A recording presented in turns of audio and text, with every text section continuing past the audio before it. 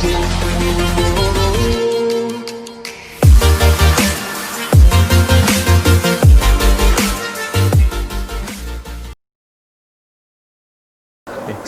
warahmatullahi wabarakatuh. Kembali ngobras bareng Samidur persembahan Ratu Lebah Production.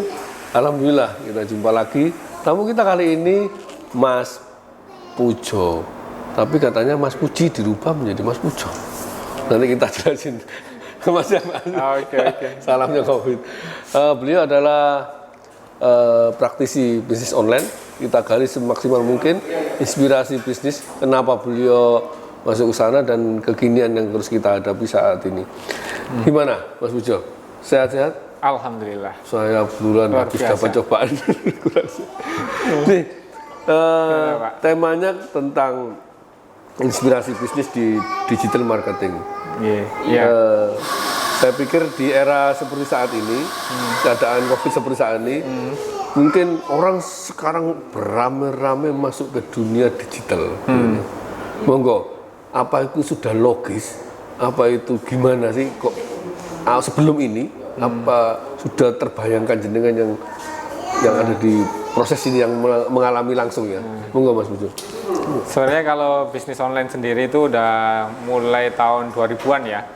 2000-an? Enggak, mulai awal-awal bisnis online mulai ada internet gitu kan. Jadi penjualan dulu lewat Google, lewat Yahoo, lewat grup-grup seperti itu. Saya sendiri baru mulainya tahun 2015-an. 2015, oke. Nah, tapi kalau melihat potensinya sendiri kan sekarang banyak nih orang-orang kaya nih, rata-rata itu kan bisnis online. Berarti marketnya ini masih terbuka lebar banget. Karena apa? Karena di sini persaingan masih terlalu sedikit. Masih sedikit pemainnya ya? Pemainnya sedikit. Jadi ini adalah masa disrupsi atau transisi dari bisnis offline ke online. Dan sebenarnya untuk masa pandemik ini adalah momentum. Orang baru sadar, oh iya ternyata bisnis online itu benar-benar menjanjikan seperti itu. Ada lah ya, real seperti itu. Kalau dilihat realnya pasti dari tahun 2015 sudah jelas real. Karena kita lihat beberapa orang terkaya di dunia pun itu rata-rata dari dunia bisnis digital semua. Tapi ini kan nggak nangkep kita nih. Makanya yang old man kayak kita nih ya. Generasi old man kayaknya iso dodolan lewat. Bayangannya begitu selalu. Dan ternyata ketika COVID itu sejak bulan Maret saya ingat itu dinamis sekali. Bahkan tetangga saya itu bikin dimsum dibeli dengan transaksi online. It's simple gitu. Gimana Mas? Sebenarnya gini, kalau dulu kan orang merasa bahwa dengan dijual dengan offline, dijual dengan cara yang biasa, konvensional, itu masih menguntungkan, masih oke lah. Mereka merasa nggak terusik gitu kan. Tapi pada posisi seperti kayak COVID, pandemik, orang nggak bisa bertemu langsung, ya ada keterbatasan seperti itu. Jadi orang berpikir dua kali gimana caranya menjual lah. Mereka akhirnya mencoba untuk ke bisnis online. Makanya ternyata menjanjikan. Tapi kan pada masa pandemik otomatis semua harus ke bisnis online. Online adalah istilahnya bisnis online sendiri adalah menjual melalui perantara media online. Seperti itu. Bisa Facebook, Google, itu Instagram, seperti itu. Mas Pujo, pengalaman Mas Pujo atau analisa Mas Pujo ini.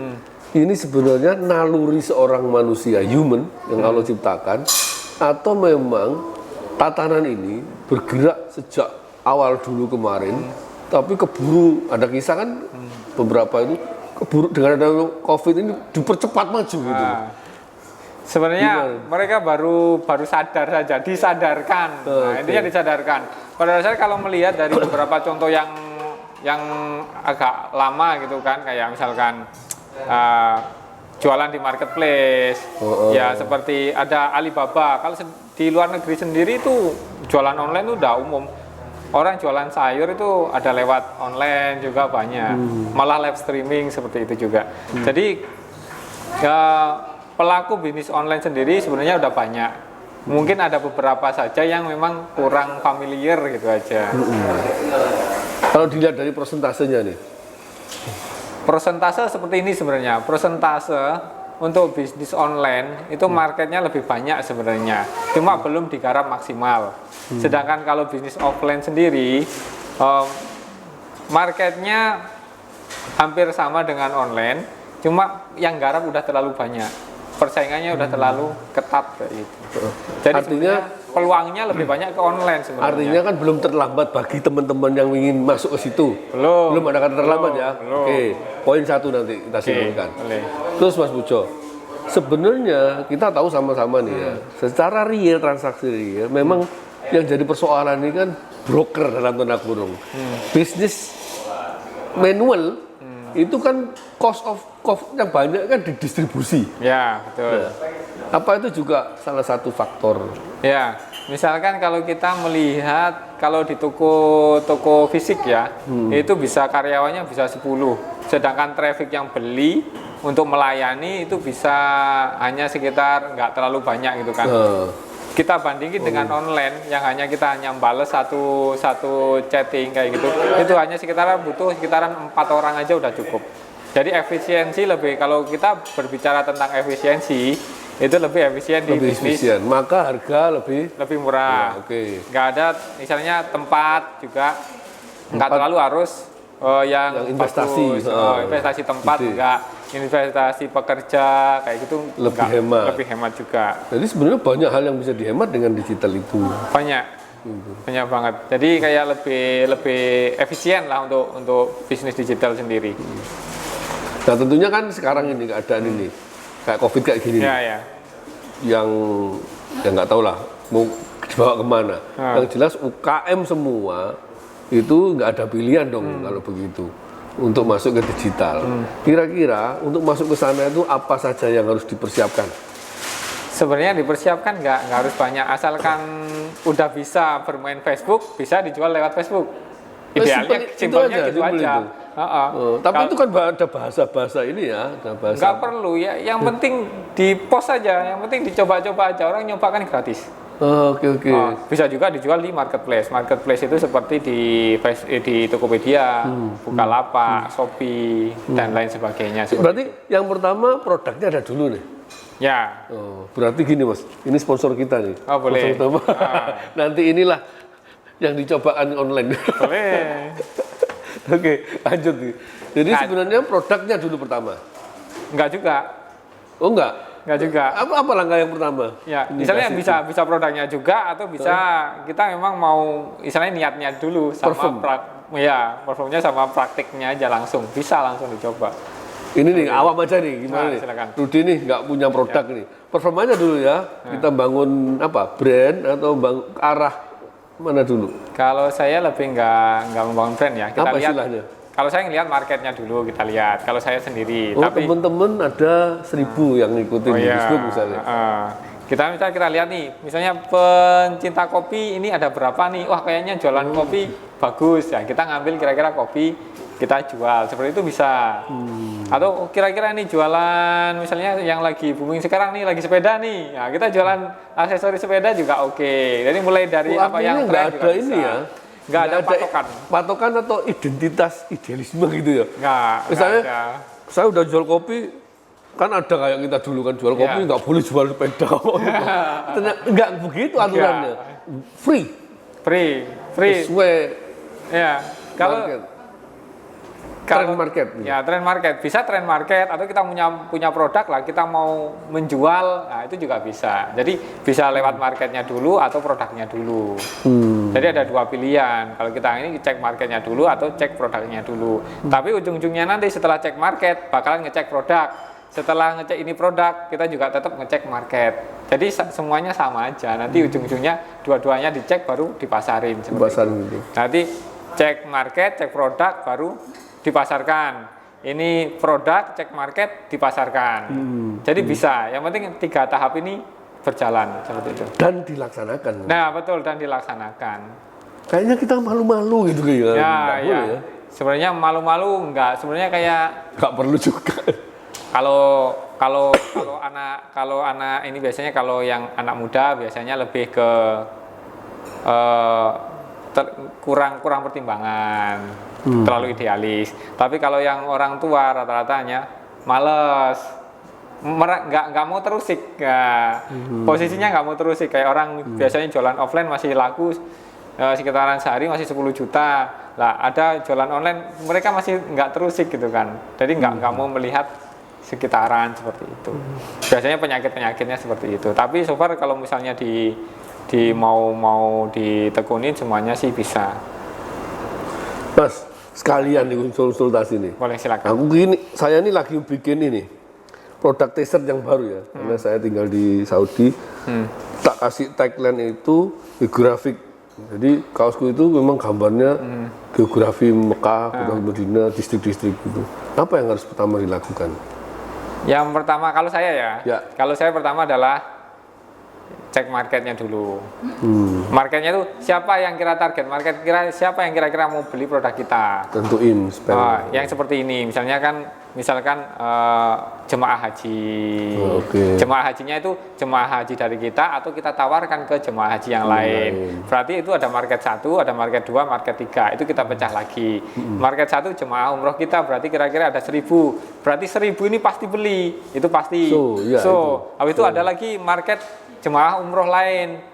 Ini berarti berapa kira-kira yang bisa kita follow up? Oh, ini sekitar ada 5.000. Berarti target kita adalah 5.000 plus 1.000, 6.000. Ada lagi nggak? Bisa kita jual lewat jalanan. Nah, itu berarti satu link market itu dipecah-pecah gitu. Betul, dipecah-pecah. Ini di jalanan nanti bisa dijual seharga sekian. Ini misalkan ada reseller lah, nggak aja. Reseller 1, 2, 3, 4, 5. Ada lagi ini masih bab tentang market. Habis itu tentang bab tentang produk. Berarti produk 1 adalah produk kita adalah geografik. Apa produk lainnya? Kaos yang belum ada di pasaran dan kemungkinan bakalan laris. Oh, ini produk 2, produk 3, produk 4 kita copy dengan pasar yang sama seperti itu.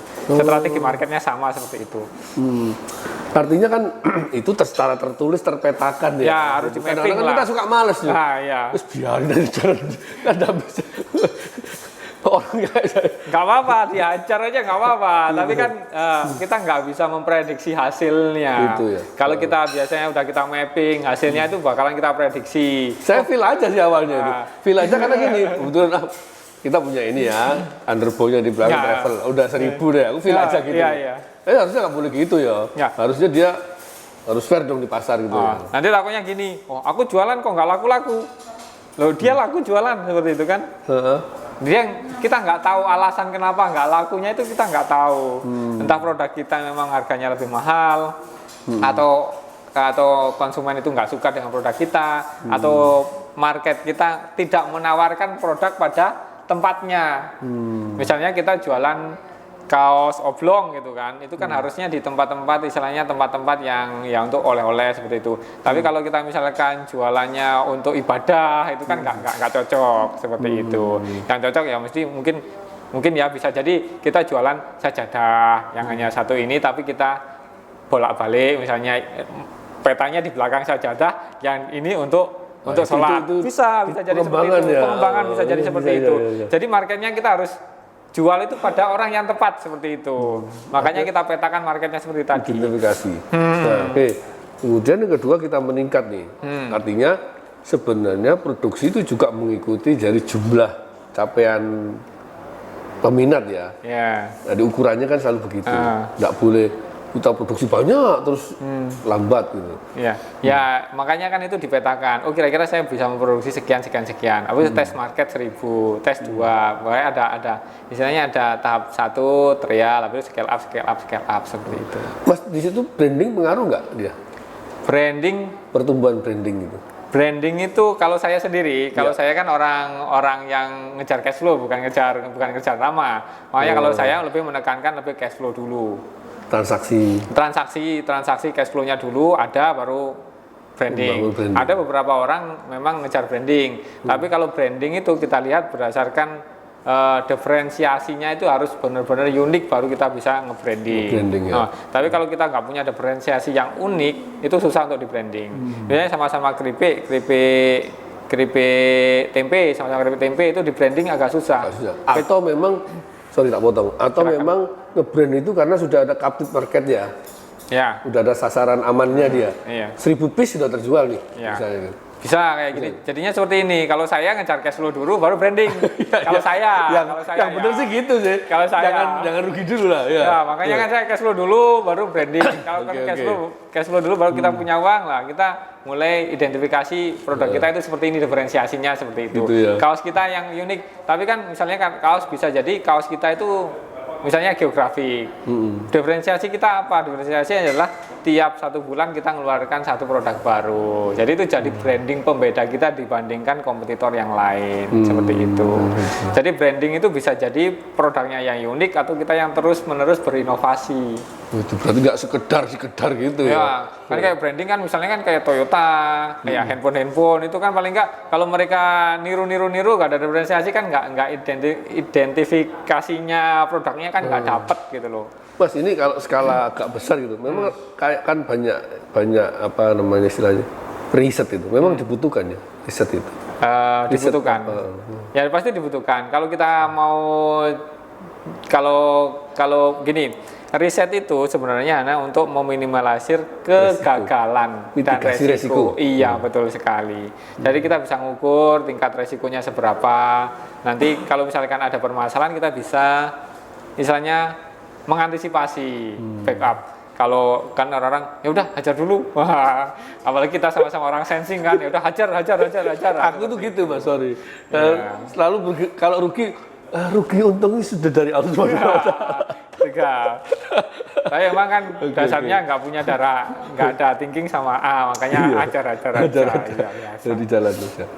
Nah, itu sebagai pertimbangan. Nah, kalau udah leading market, tantangan berikutnya kan biasanya ya follower itu dia lebih tahu, dia bisa istilahnya bisa nyalep atau dia lebih unggul karena udah tahu produk utamanya yang leading. Bagaimana tentang follower? Makanya kalau misalkan kita misalnya leading di depan, kita jadi leader nih di suatu produk, makanya harus ada satu lagi R&D, Research and Development lagi di belakang kita. Jangan saat kita udah R&D tapi udah leading tapi kita lemah di Research and Development. Makanya kebanyakan orang rata-rata mereka hanya leading saat awal buka, habis itu bakalan langsung anjlok. Seperti itu. Artinya diikuti itu ya. Di belakangnya harus riset berikutnya ya. Karena banyak beberapa perusahaan rata-rata kan karena R&D-nya lemah atau nggak ada riset and development-nya di perusahaannya seperti itu. Jadi rata-rata banyak perusahaan itu bakalan langsung jatuh. R&D fungsinya adalah produk-produk baru yang bakalan tren di pasaran, produk yang akan keluar besok, seperti itu diperlukan. Kan susah kan melegenda seperti Levi's, itu kan melegenda. Kita itu gimana itu cara? Tapi Levi's per 3 bulan dia pasti mengeluarkan produk baru. Sama kayak iPhone, per 3 bulan dia mengeluarkan produk baru. Toyota, bahkan sekelas mobil pun tiap 3 bulan mengeluarkan produk baru. Itu. Karena ada bagian riset and development. Oh, yang dibutuhkan market itu adalah produk misalkan fitur ini. Oh, berarti 3 bulan lagi kita memproduksi spesifikasi produk yang seperti ini dengan fitur tambahan ini. Karena apa? Karena dibutuhkan market. Kalau kita kan ya udah coba launching, coba launching, tapi akhirnya banyak kan produknya bakalan gagal seperti itu. Jarak rentang produk R&D itu berapa lama sih untuk mengetahuinya? Ngelihat tren, biasanya kalau kita kan kayak gini. Kalau saya biasanya ngelihatnya gini. Dari misalnya saat ini yang paling tren misalnya dulu kan ada misalnya minuman cappuccino cincau. Kita harus bisa ngimbangin. Oh, setelah cappuccino cincau harus apa misalkan Thai tea, apa itu bubble, itu naik lagi kopi, ya gitu. Jadi kita harus melihat market itu yang dibutuhkan apa. Jadi kita lebih gampang belok-belok untuk menyesuaikan market seperti itu. Jadi sebenarnya kan dinamis juga. Dinamis. Kalau pasar itu dinamis. Kalau misalkan mereka nggak dinamis ya kita lihat seperti beberapa kayak produk kamera Kodak itu akhirnya kan collab. Kayak Nokia akhirnya udah telat dulu kan seperti itu. Makanya dinamis. Sebenarnya semua usaha rata-rata dinamis. Tapi kalau ini lebih jenis produknya aja. Kayak brandnya itu lebih mengena gitu aja. Kayak ya mobil kita berjalannya di mobil dan aksesorisnya bisa seperti itu. Mas, adakah bedanya untuk digital bisnis jasa dan bisnis barang? Ada bedanya nggak? Nah, kalau bisnis jasa dengan bisnis barang, rata-rata sama semua. Rata-rata untuk pemasaran sama, bisa melalui Google, Facebook, IG, ada lewat TikTok sekarang juga ada mulai, ada via YouTube. Bikin ketawa itu. Sebenarnya gini, produk itu lebih ditentukan lebih ke kita mau menyasar market yang mana. Kan kayak kita ngelihat nih, seperti Facebook, rata-rata orang yang bermain Facebook itu sekarang adalah rata-rata orang berumur 25 sampai 50. Sedangkan kalau kita mau berarti orang yang kira-kira orang yang targetnya usia segitu, berarti kita harus masarin lewat Facebook AdSense seperti itu.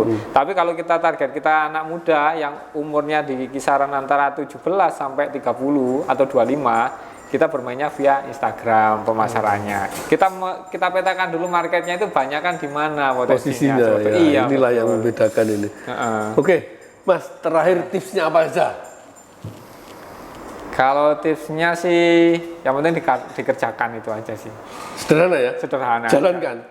Oke teman-teman, kesimpulannya cuma 2. Yang pertama, bahwa kita jangan takut untuk memulai karena tidak ada kata terlambat. Yang kedua, jalankan, jangan ngomong doang. Thank you Mas Pujo. Insya Allah next time kita ketemu lagi. Sampai jumpa lagi teman-teman sekalian. Assalamualaikum warahmatullahi wabarakatuh. Waalaikumsalam warahmatullahi wabarakatuh.